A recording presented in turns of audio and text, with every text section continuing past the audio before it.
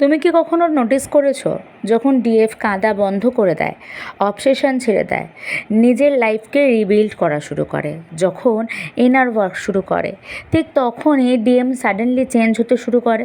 সে contact করতে চায়, তোমাকে মিস করতে শুরু করে, কখনো ইমোশনালি আনস্টেবল হয়ে যায়, কখনো আবার রিউনিয়নের দিকে এগোতে শুরু করে।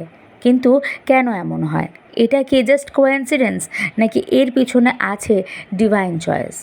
আজ আমরা সেটাই বুঝব। নমস্কার বন্ধুরা, আপনাদের সকলকে স্বাগত আপনাদের চ্যানেল এসডিপিডি পিসফুল সোল, শান্তিময় আত্মাতে। টুইন ফ্লেম কানেকশন আসলে কি? টুইন ফ্লেম কানেকশান কোনো নর্মাল রিলেশনশিপ নয়।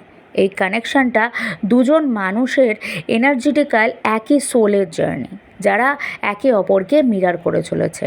মানে একজনের ভিতরে যা ফিল করে তার এফেক্ট অন্যজনের এনার্জিতেও পড়ে।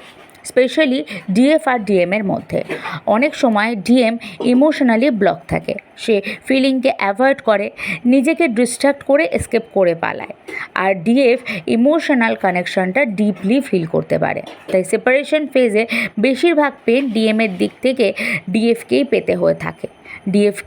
ডিএফেরা মনে করে তাদের যন্ত্রণাটা অনেক বেশি। কিন্তু এখানে একটা হিডেন ট্রুথ আছে। ডিএফ যখন পুরোপুরি ফোকাস করে ডিএমের ওপর, তখন একটাই চিন্তা থাকে, ও কেন টেক্সট করছে না, ও কি আমাকে মিস করছে, ও কি ফিরে আসবে, ও কি অন্য কারোর সাথে আছে। তখন ডিএফ নিজের এনার্জিগুলোকে লস করতে থাকে, তার ভাইব্রেশন ফিয়ার বেসড হয়ে যায়। তার মধ্যে অ্যাটাচমেন্ট, অ্যাংজাইটি, ওভার থিঙ্কিং, রেসলেসনেস, এই জিনিসগুলো কিন্তু তার মধ্যে বাড়তে থাকে। এই এনার্জি ডিএমের সাবকনশিয়াস মাইন্ডও কিন্তু ফিল করতে পারে। তখন ডিএম আরও বেশি দূরে সরে যায়, কারণ এনার্জিটা আনব্যালেন্স হতে শুরু করেছে। কিন্তু সেই জায়গা থেকে ইনার ওয়ার্ক করতে হয়। ইনার ওয়ার্ক কি? ইনার ওয়ার্ক করছে সিচুয়েশান চেঞ্জ হতে শুরু করে যখন ডিএফ নিজের ইনার ওয়ার্ক শুরু করে। ইনার ওয়ার্ক মানে কিন্তু প্রথমত শুধুমাত্র মেডিটেশন না। ইনার ওয়ার্কের মধ্যে ট্রমা হিল করা, নিজের সেলফ ওয়ার্থ বিল্ড করা, নিজের ইমোশনাল ডিপেন্ডেন্সিগুলোকে রিলিজ করা, নিজেকে ভালোবাসতে শেখা, নিজের লাইফ পারপাসের দিকে ফোকাস করা। অর্থাৎ এক কথায় বললে সম্পূর্ণভাবে নিজেকে প্রপারলি এক্সপ্লোর করা এবং নিজের ভেতরে ডুব দেওয়া। আর সেই কারণে সব সময় কিন্তু inner work with a guide করাটা খুব জরুরি। কারণ না হলে তুমি কোনটা ঠিক করছো আর কোনটা ভুল করছো, আদৌ তুমি নিজের সম্পর্কে ঠিক ভাবছো না ভুল ভাবছো, সেটা বোঝাটা খুব ডিফিকাল্ট হয়ে যায়। যখন ডিএফ নিজের এনার্জিকে রিক্লেম করে, যখন পুরোপুরি কানেকশানের ভাইব্রেশন বদলাতে শুরু করে, এই জায়গাটা থেকে কিন্তু এই জার্নির ইন্টারেস্টিং পার্ট। যখন ডিএম কিন্তু বাইরে থেকে নর্মাল বিহেভ করলেও তার ভেতর এনার্জেটিক্যাল শিফট ফিল করতে সে শুরু করে। কারণ ডিএফ আগে তাকে কনস্ট্যান্টলি তার দিকেই যাচ্ছিল, যার এনার্জিটা তার দিকে যাচ্ছিল, তখন ডিএফ যখন ডিটাচ ফিল করতে শুরু করে, তখন কিন্তু ডিএমের মধ্যে চেঞ্জেসগুলো আসতে শুরু করে। সে কিন্তু ডিএফ নিজেকে প্রায়োরিটাইজ করছে, ডিএফ নিজের দিকে দৌড়াচ্ছে, নিজের কাছে আসার জন্য গভীরভাবে এনার্ভাব করছে, পরিশ্রম করছে, নিজের সাধনা করছে। তখন কিন্তু ডিএম কিন্তু বুঝতে শুরু করে যে কিছু একটা বদলে গেছে। আর এখান থেকে অ্যাওয়াকেনিং শুরু হয়, ডিএম চেঞ্জ হতে শুরু করে। অনেক সময় ডিএম তখন তোমাকে সাডেনলি মিস করতে শুরু করে, তোমার কথা বারে বারে মনে পড়ে, ড্রিমস বা সিঙ্ক্রোনেসি এক্সপিরিয়েন্স করে, ইমোশনালি সে ইমোশনাল ফিলগুলো তার মধ্যে আসতে শুরু করে। সোশ্যাল মিডিয়া থেকে তোমাকে স্টক করতে শুরু করে, কন্ট্যাক্ট করার জন্য আর্জ ফিল করে, নিজের ফিলিংস নিয়ে কনফিউজড হয়ে যায়। কারণ সে নিজে থেকেই তোমার থেকে দূরে গেছিলো, কারণ সেটাও তখন এনার্জি ছিল, কিন্তু সেটা তো সে বোঝেনি। তাই জন্য তার নিজেরই অবাক লাগে যে কেন সে তোমার দিকে এতটা পুল অনুভব করছে। কারণ আগে কানেকশনটা ছিল ইন্টেন্সিটি থেকে, সেই এত বিরাট ইন্টেন্সিটি, এত বিরাট ইমোশন থেকে সে পালিয়েছিল। কিন্তু এখন তাকে আর ডিএফ চেস করছে না। আর সাইলেন্ট অনেক সময় স্ট্রঙ্গার মিরর হয়ে যায়। রিউনিয়ন কেন হয়?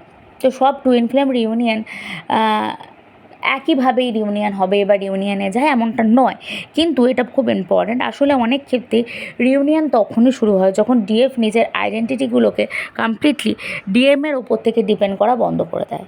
তখন লাভটা ফিয়ার বেস থাকেই না, তখন ট্রুলি আনকন্ডিশনাল লাভ স্টার্ট হয়। যখন কানেকশন হেলদি ভাইব্রেশনে যেতে শুরু করে, ডিএম তখন প্রথমবার বুঝতে পারে এই কানেকশনটা কিন্তু অর্ডিনারি নয়। তোমরা অনেকেই এই এক্সপিরিয়েন্স করবে যে আফটার ইনার ওয়ার্ক তোমার ডিএমই তোমাকে বলছে যে এই রিলেশনটা কিন্তু নর্মাল নয়, এই রিলেশনটা যে স্পেশাল সেটা কিন্তু সে বুঝছে।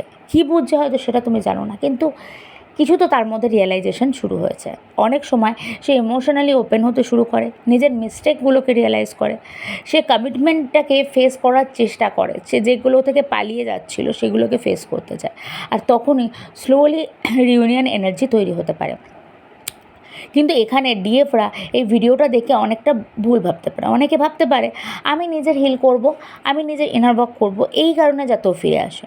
ইনার ওয়ার্কের আসল উদ্দেশ্য কিন্তু ম্যানিপুলেশন নয়, ইনার ওয়ার্ক হচ্ছে হিলিংয়ের উদ্দেশ্য। এখানে সোল ইভলভ করার উদ্দেশ্য, নিজের পারপাস ফিরে পাওয়ার উদ্দেশ্য, নিজের অথেন্টিক সেলফে ফিরে যাওয়ার উদ্দেশ্য। ডিএম ফিরুক বা না হরুক, তোমার হিলিংটা তোমার ট্রান্সফর্ম করবে।